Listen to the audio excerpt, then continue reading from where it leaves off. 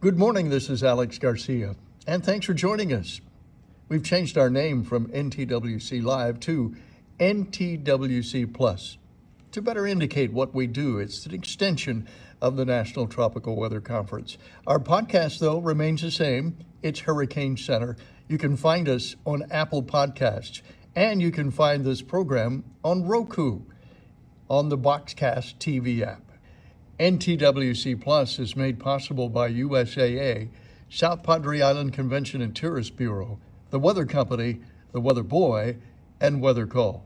It asks a lot of questions of how different the professionals in this business are preparing for this Armageddon hurricane season that everyone's forecasting. And I think they want to hear it from those of you that have a hand on the throttle. So are you guys doing anything different or thought processes as to what might occur with a big season?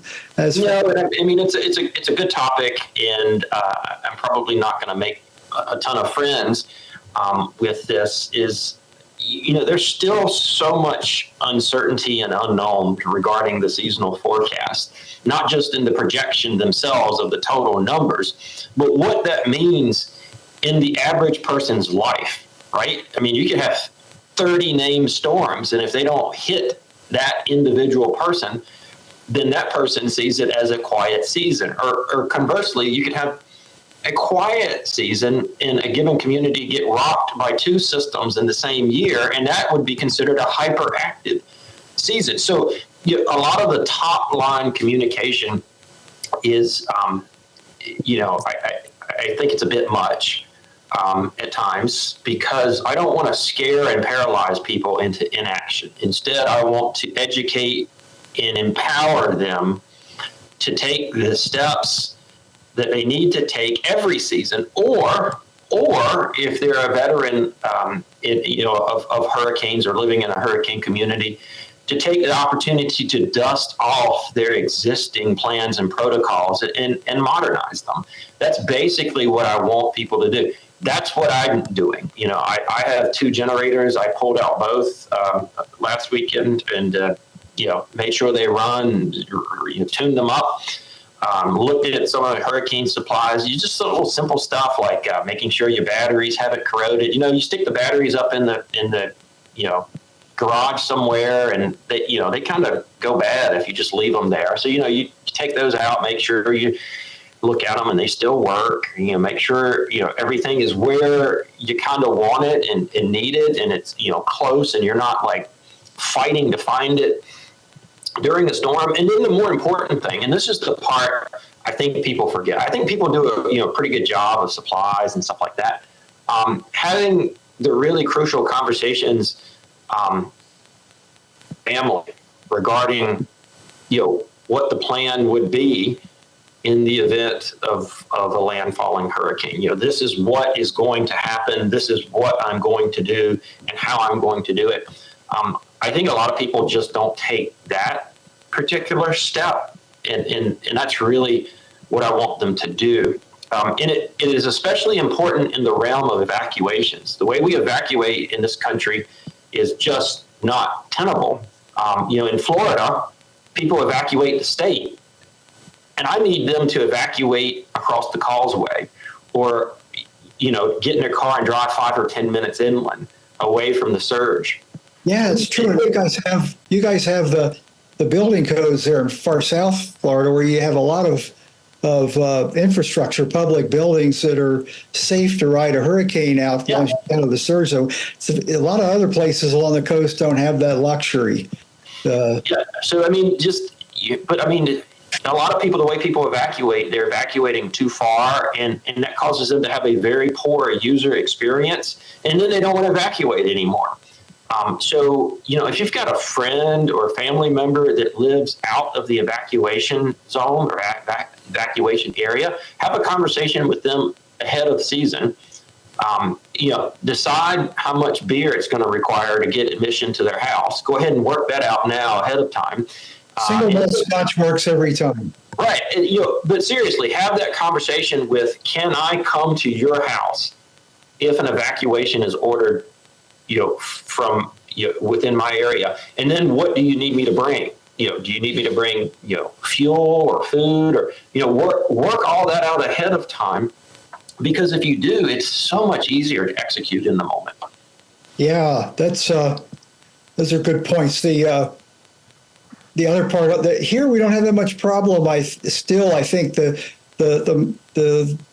staff on of all of our TV stations are pretty good about reminding people of the other side of the seasonal forecast. Just because you're forecasting a very low season doesn't mean you won't get whacked. And we had Alicia in '83, a 4-storm season, and that's a very good teaching tool for here. I imagine you can still milk Andrew in '92 for some gains, even though most of the people who lived down there weren't there when Andrew occurred. Because it happened locally, it gets in their head. Yeah, I mean, I think what most citizens want to know is, will a hurricane impact me this year? And unfortunately, science can't answer that question, and the seasonal forecast certainly can't answer that question.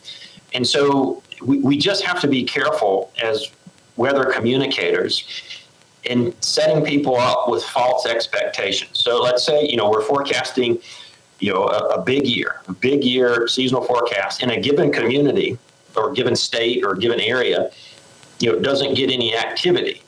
Have we set those people up to think that the seasonal forecast is a failure, right? And then they might not listen to it next time, or they might develop apathy regarding any hurricane information or any hurricane forecast.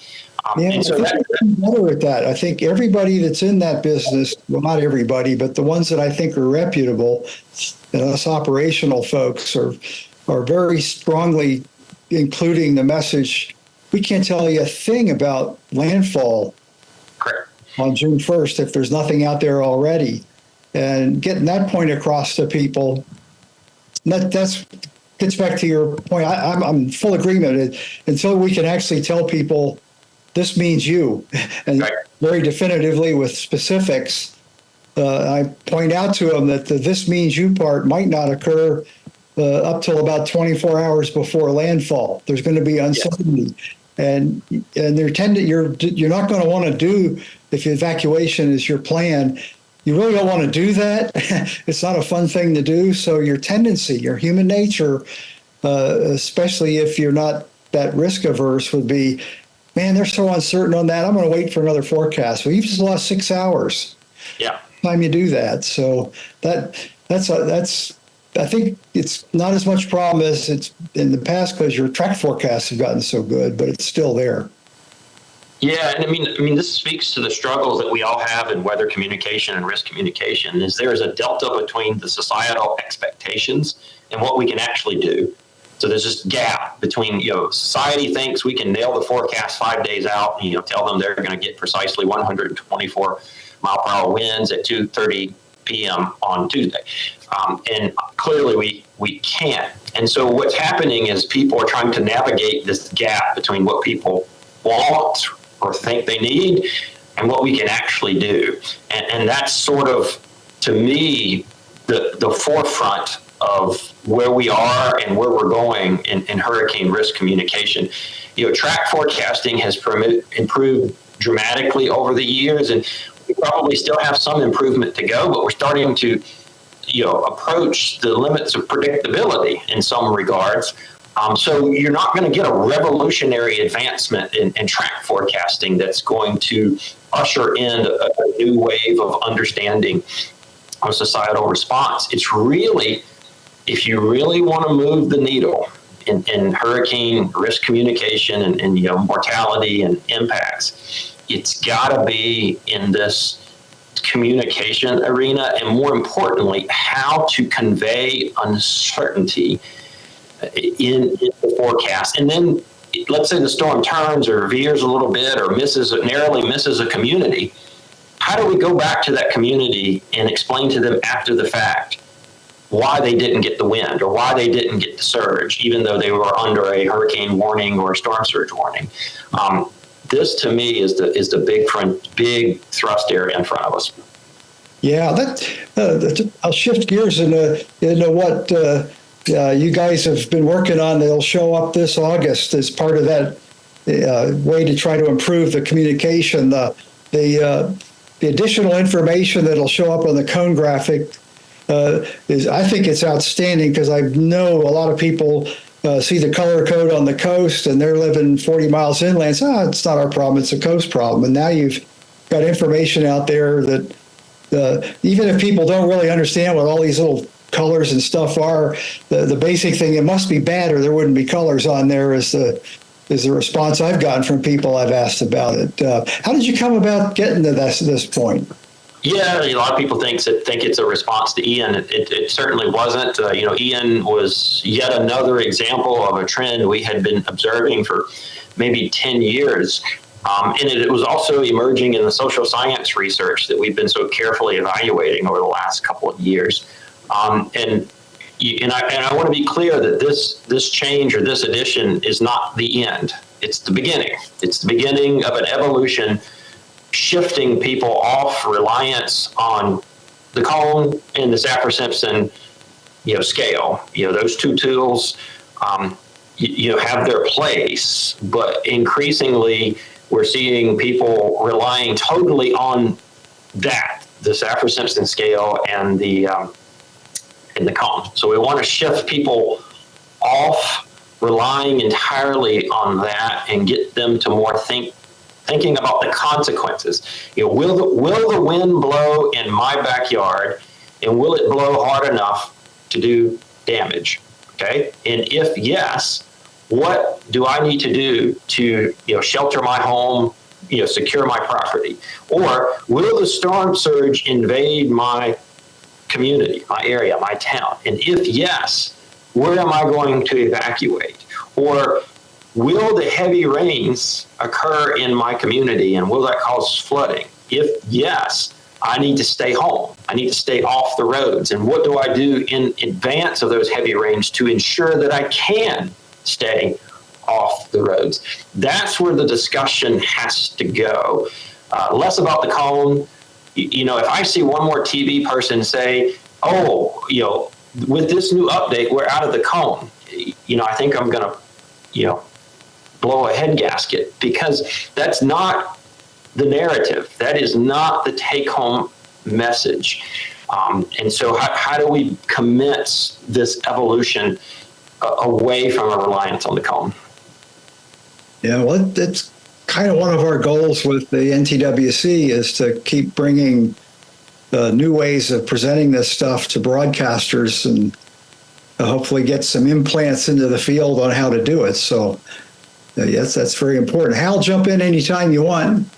Yeah, so much that we're talking about, Jamie. I just appreciate your insights from talking to weather professionals, science communicators, and meteorologists in Southwest Florida after Hurricane Ian. Several of them said there was an arena and several large public places used as shelters just 15, 20 miles from where so many people drowned. And they said exactly what you said. These people did not need to evacuate to Orlando or Tallahassee. There were places drivable within a half an hour. I love what you said, that, people often are thinking, I need to leave the state, and they maybe just need to leave the storm surge zone. So I would imagine this is something that you mentioned in Southeast Florida, but probably all along the coast, this concept that you don't have to necessarily drive 300 miles. There may be solutions a lot closer. It sounds like that's a repeatable message that we can communicate, right?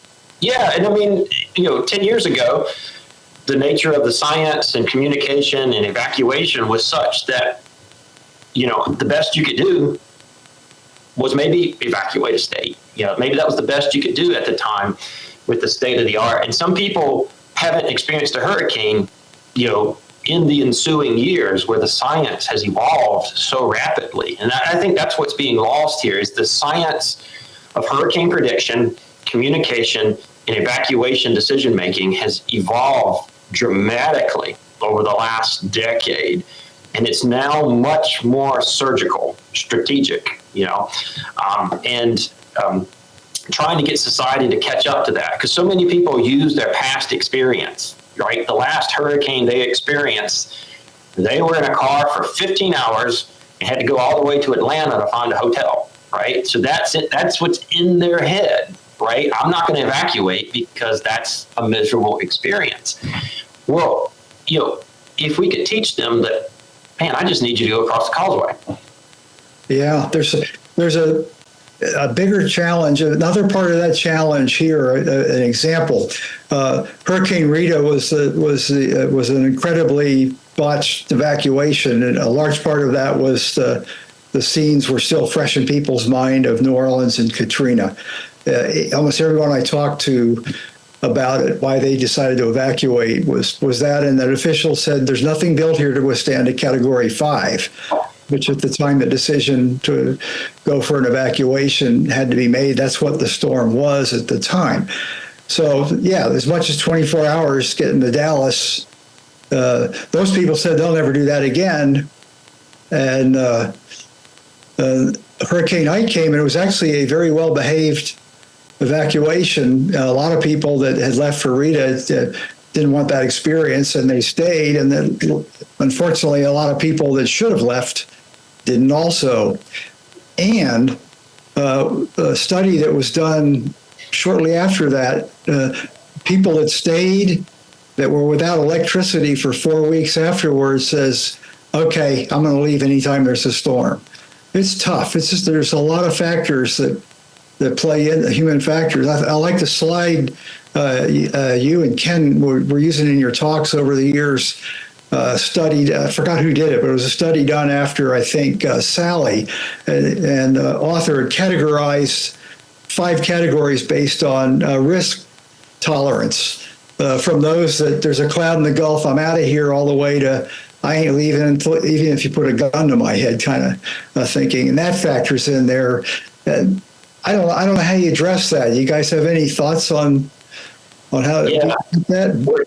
We're starting to do what technically we call consequence modeling, but in layman's terms, it's moving beyond just the weather, right? Moving beyond just 20 inches of rain, 10 feet of storm surge, 100-mile-per-hour winds. That's been the focus, right? That's always what we communicate, the impacts.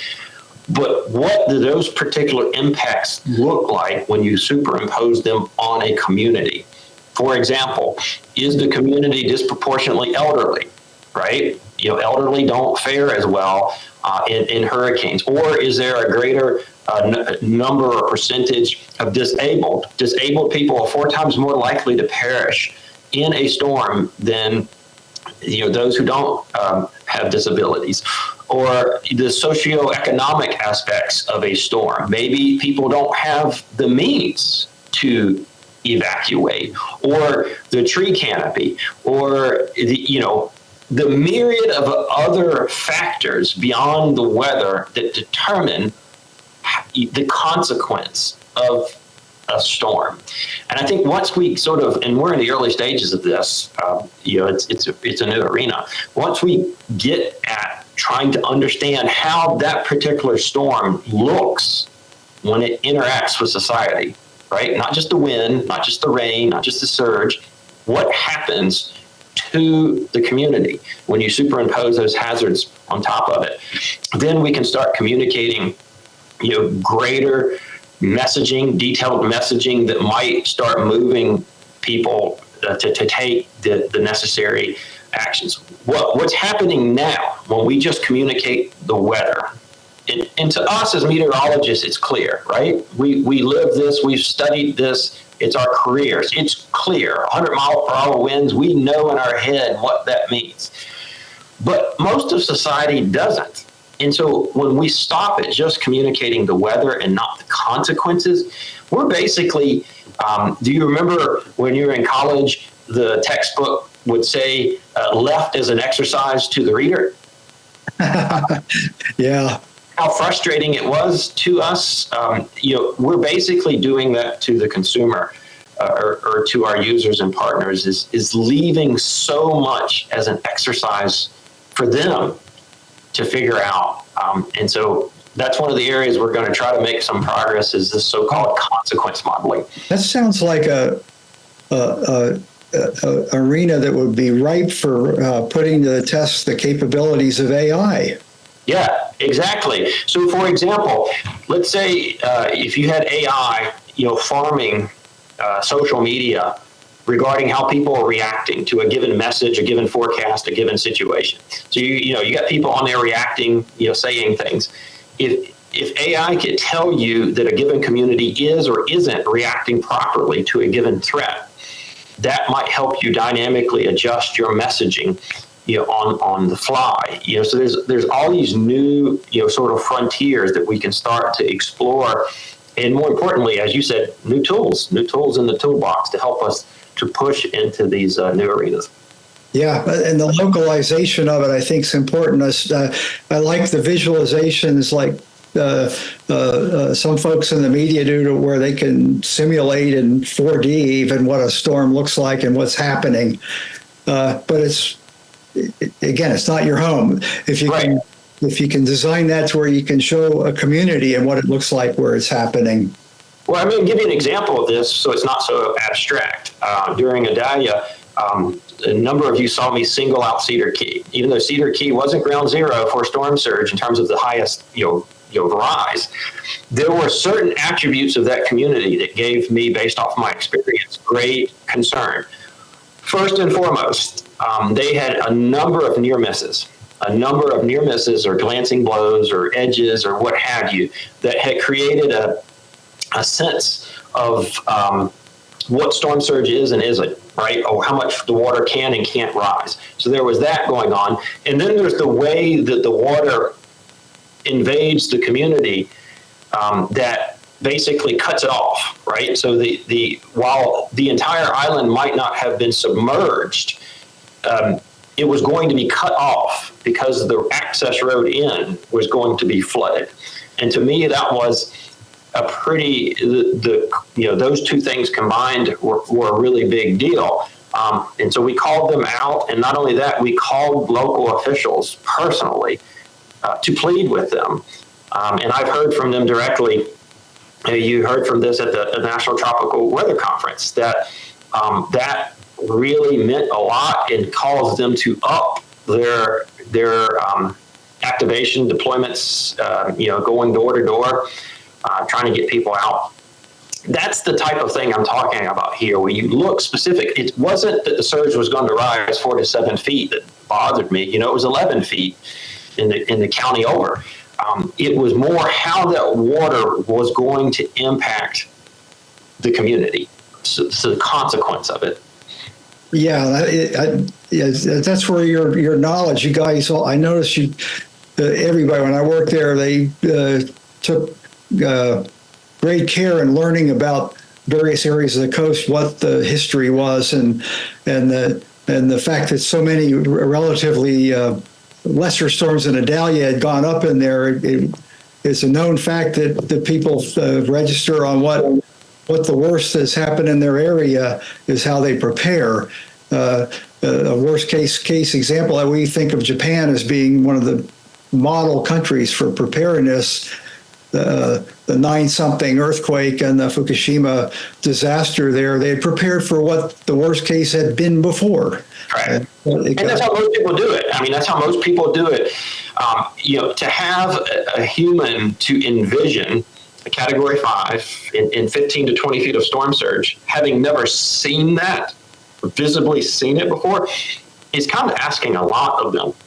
So naturally, they are going to unpack a hurricane in their mind based off that which they have either previously experienced or seen on TV. Now, thankfully, we're starting to get people who are doing this safely, getting footage now of storm surge that is helping us to visually unpack what 15 feet of storm surge looks like. So we're starting to overcome that sort of never seen it, never experienced it. And then we're using VR technology to basically simulate the experience of being in a hurricane. And so I think we got room to improve here, but these are the barriers we're trying to overcome is people are, as much as we as meteorologists think that people are hanging on our every word, right? The reality is people are cutting what we say against their own experiences and mental model, right? Yep. And if they can't envision a Category 5, they're not going to react to a Category 5 forecast. Jamie, you know what I've seen in the field a lot? Extreme winds and water are just outside of people's frame of reference. Correct. I've even come across people say, we heard the forecast, Right. and we just didn't believe it. We just didn't think Mother Nature could do that. So it's almost like sometimes the forecast is accurate, you're communicating, it's reaching the audience, but they just can't envision that this could happen. Yeah, and so this is going to be meteorologists going to get out of their comfort zone, right? So we have a big hurricane. There was a less than desirable reaction. Meteorologists automatically assume that they can tweak the forecast or the products or the visuals and magically fix this, right? That's the knee-jerk reaction. So, Bill, every storm, there was a debate that changing the cone would mysteriously make everything great, right? And that, there's some aspect of that is true, but Hal's point is a valid one. Until we understand and accept, and in many cases, people hear the forecast. They hear it. They can recite it back to you in near perfect terms. They can't envision it. Yeah, you see it in the interviews post-storm. I just couldn't imagine that happening to me. Right. Even though it was... And then they always say, having now experienced it, now it's in their mental frame of reference is how they say, I'll never stay again. Oh, yeah, the best prepared people for the next hurricane are the ones that survived the last one. Right, but how do we get people to have that same frame of reference before experiencing a disaster? That's the question.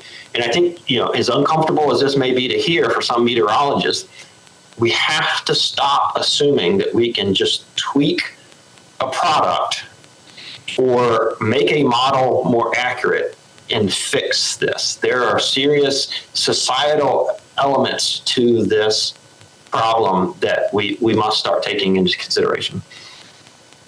Yeah.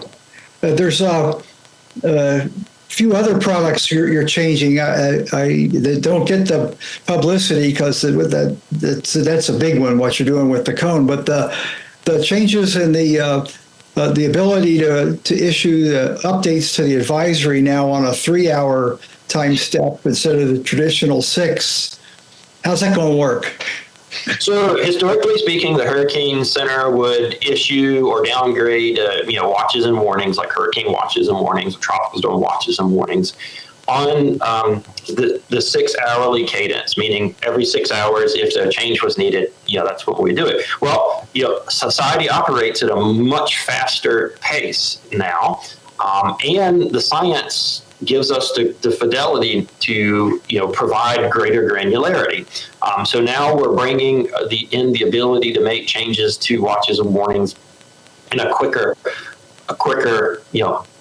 so we don't have to wait for the 6 hourly. We can do it 3 hourly or every 3 hours.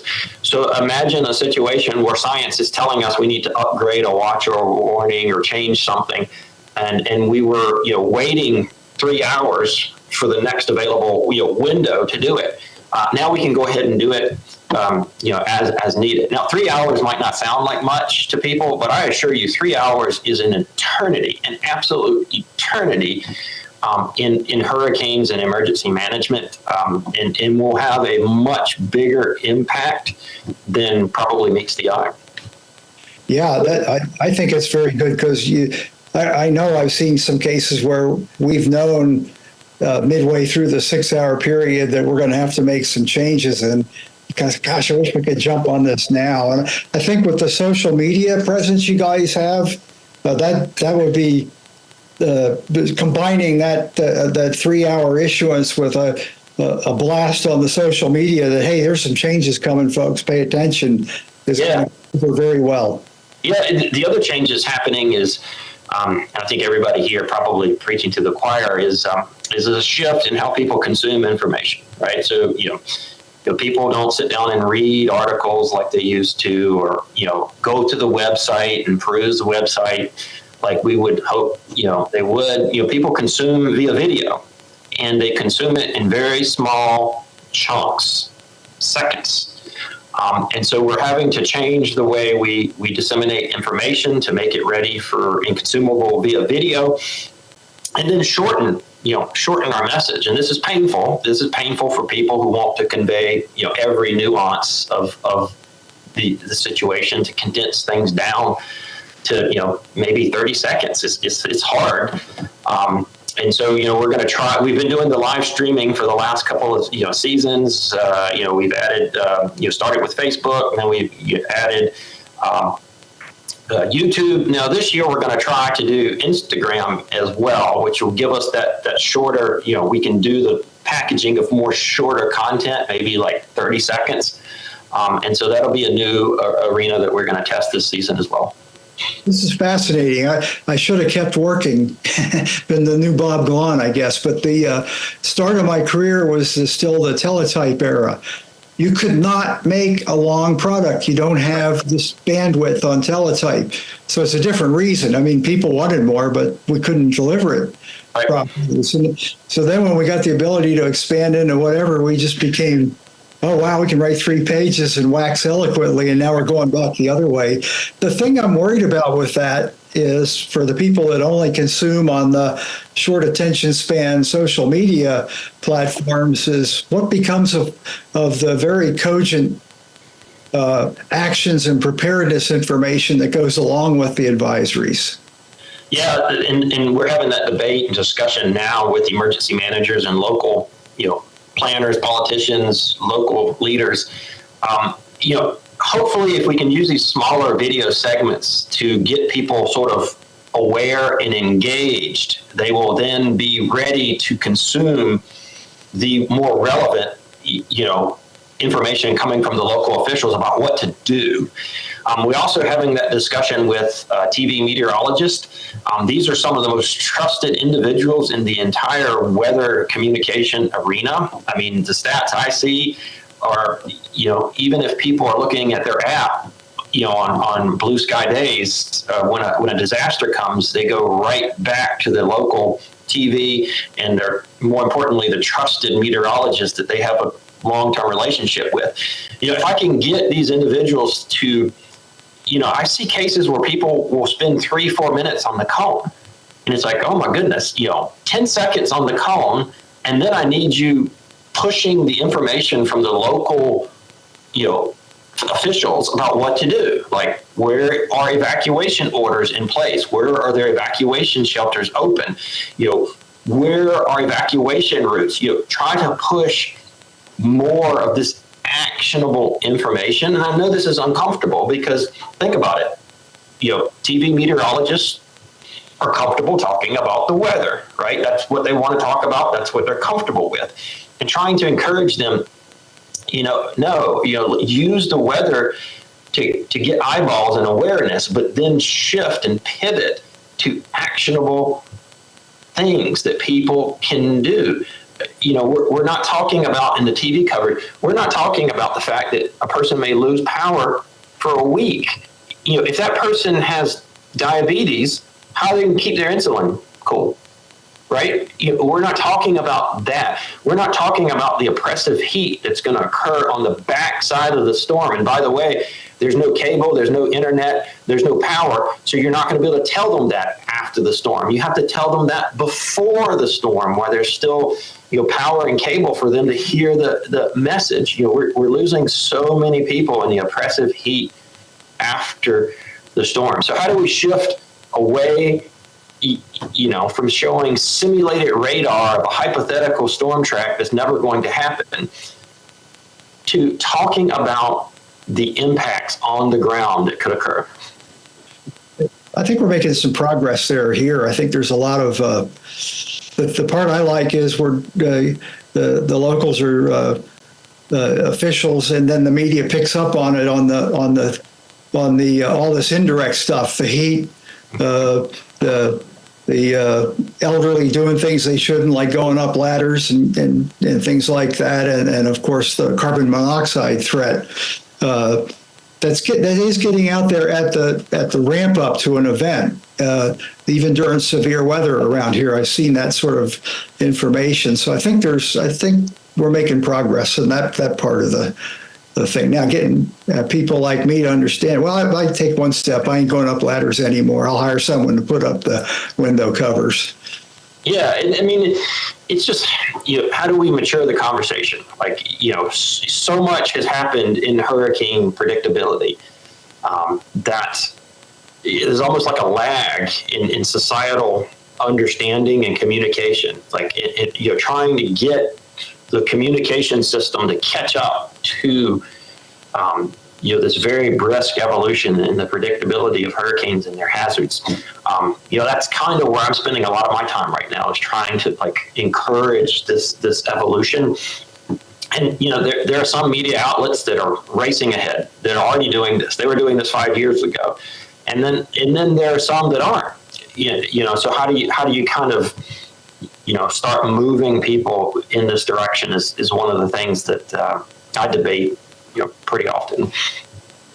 Yeah, well, I think one suggestion would be, and I've seen it done very well in several locations, is let the meteorologist do the meteorology thing, but have someone else on your on-camera team well-versed in the other aspects of that, and have them interviewing the local officials about what they're telling people to do.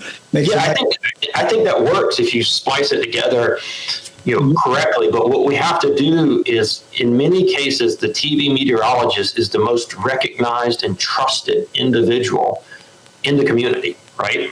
So that's a great, burden and responsibility, that comes with it too, is how do we use that trusted source, that trusted individual, to help convey that this other part of the story is equally as important. Very cool. Jamie, I love what you're talking about, because really you're empowering people and giving them choices and helping them get out ahead of this. Like you said, it's actionable information, which can help avoid indecision or even paralysis, right? They're given these choices, and when it's actionable, it's like, oh, okay, there are things I can do to improve my likely outcome. Yeah, and so this, I think you hit on a key theme of what I'm about, is educating and empowering.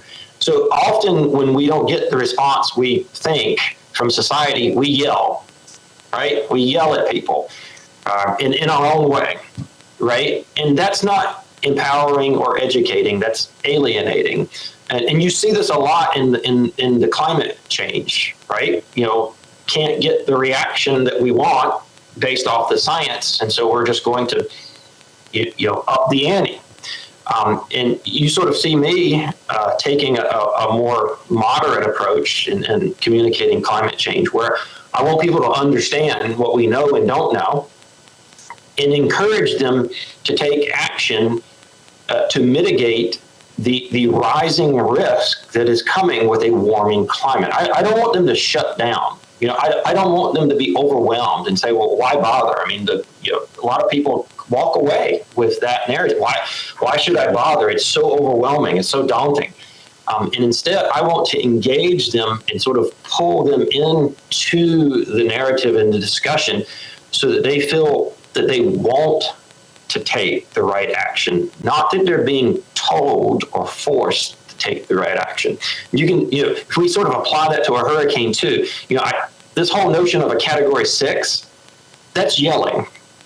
That's yelling at people versus explaining to them why a Category 5 is not something you want to go through. Jamie, what's an example from either a public official or the public themselves? I know that NHC is very big on getting feedback. What's an example where a community or a public official or the public felt empowered, and because of NHC's great messaging, made better decisions before the storm came in, and maybe better choices, or felt empowered to make a better decision? I know you're getting feedback after every session, after every season. Does something come to mind of a time where your early messaging helped empower people to make a better decision in the past?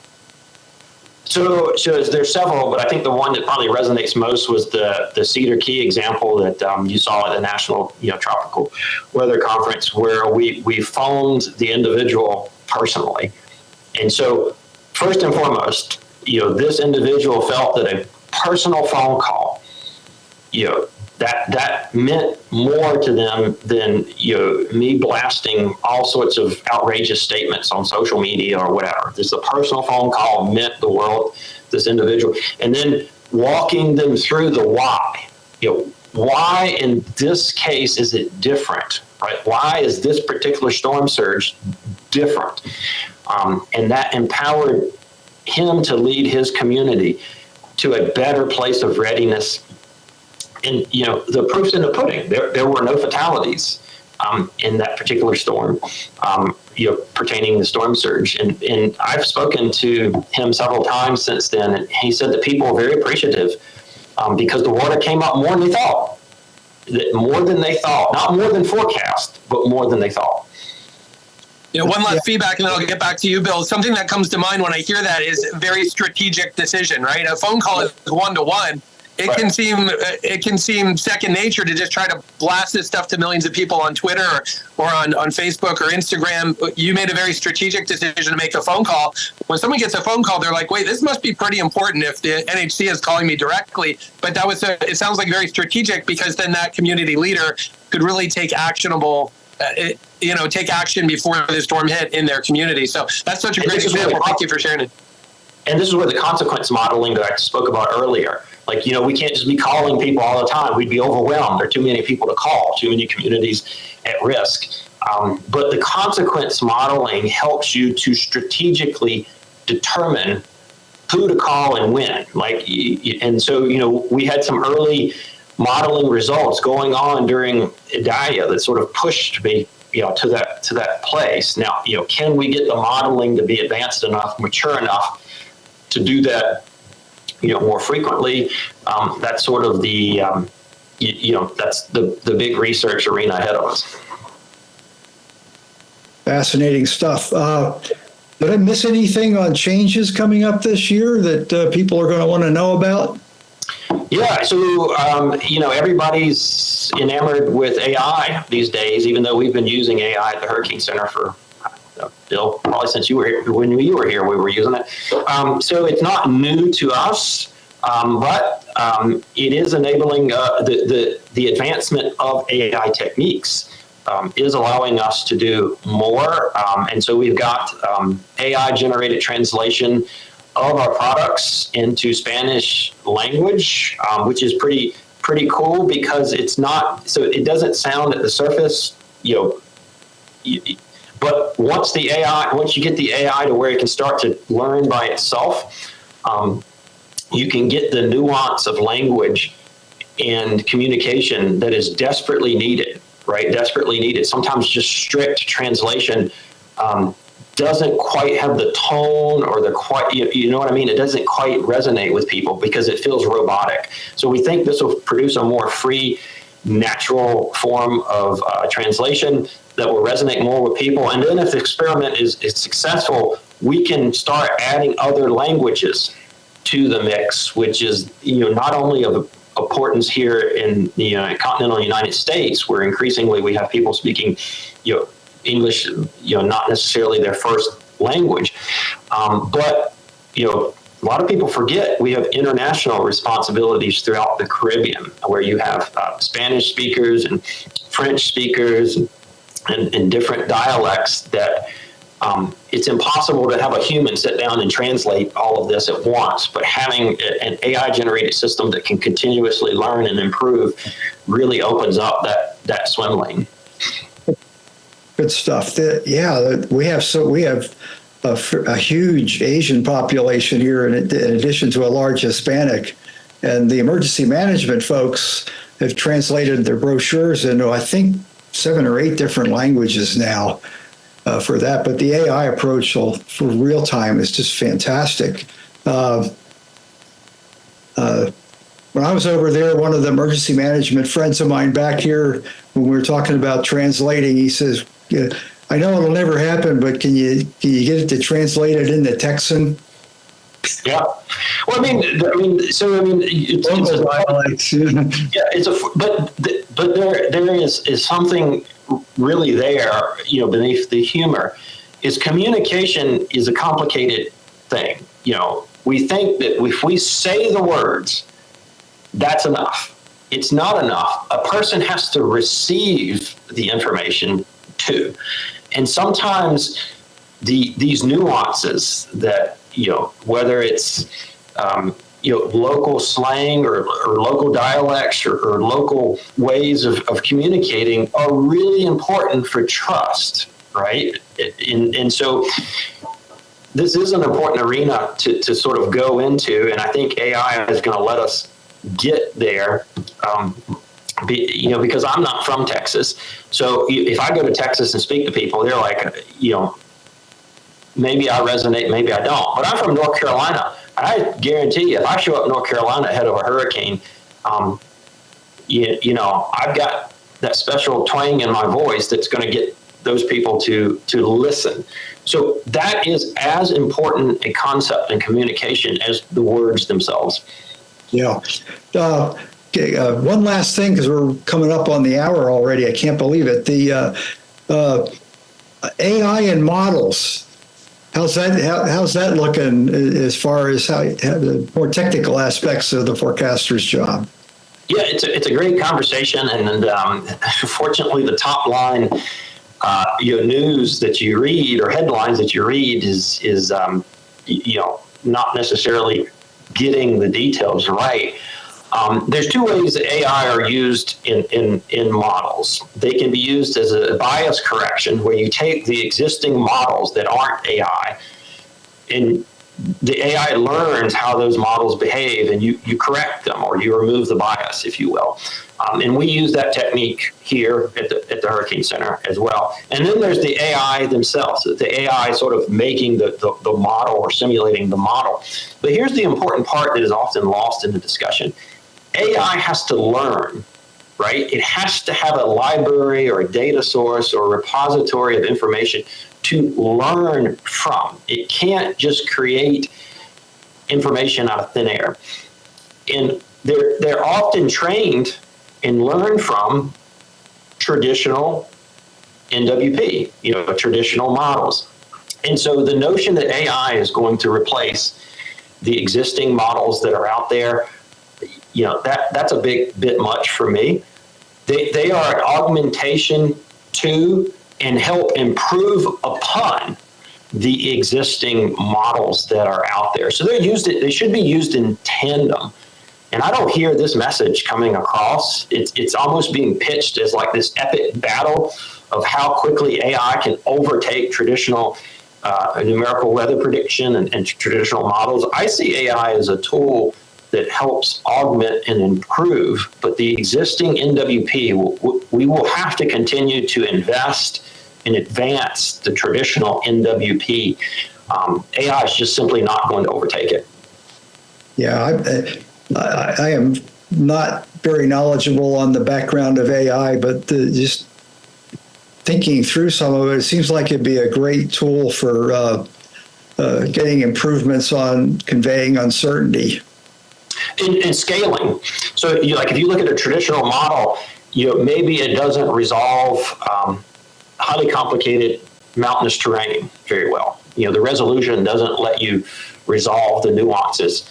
Well, AI can be used to scale and improve, right, that particular component, but it still needs the NWP, the upstream NWP, as the formulation. There's got to be input into AI for it to learn and build upon.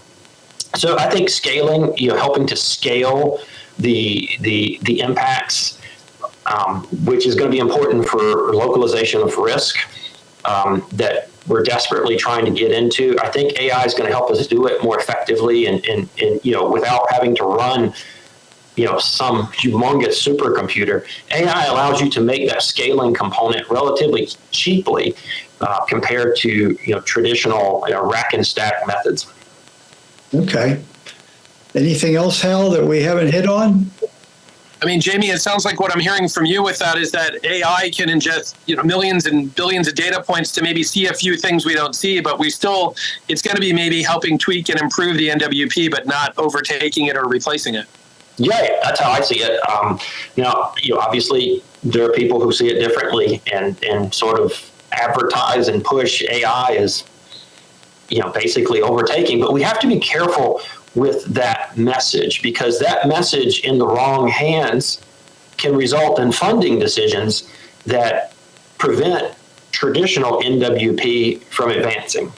And every modeling expert I've talked to agrees that we have to continue to advance and run existing NWP to enable AI to reach its full potential. So it's not either or one versus the other. I think we need to shift the messaging, at least within our meteorological community, to AI is a tool that enables us to extract more from traditional NWP type techniques and therefore scale and do better at localization of risk. To me, the two are best when they're used in tandem.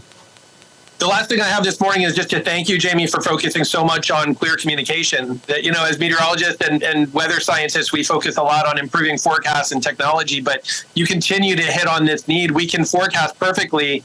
If something's missed in the communication, we're missing our audience. So thank you for keeping that focus. Seems like every year you have new insights, and we can't wait to always hear how you're thinking about this and help all of us improve our communication for tropical weather. Well, thank you, and to the National Tropical Weather Conference for giving me a venue to talk about what we're doing at the Hurricane Center and improvements in our products. That's great. Well, stay rested while it's still quiet down there and catch some fish, and look forward to hearing great things from you guys come the end of the season. Thanks. All right, take care. NTWC Plus is made possible by USAA, South Padre Island Convention and Tourist Bureau, the Weather Company, the Weather Boy,